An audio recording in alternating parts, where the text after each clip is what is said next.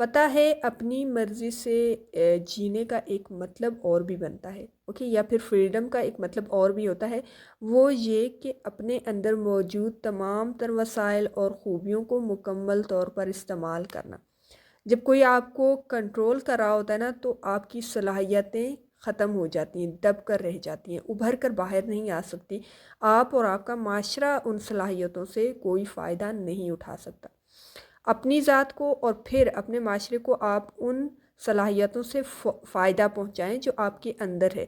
This is true freedom. ایک عورت کی آزادی کو صرف مرد ہی ریسٹرکٹ نہیں کرتا، بلکہ بعض اوقات ایک عورت بھی مرد کی آزادی کو کنٹرول کرتی ہے، but most of the time it happens with female.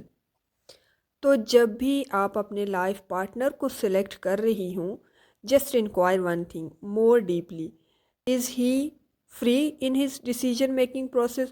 If yes, then go ahead.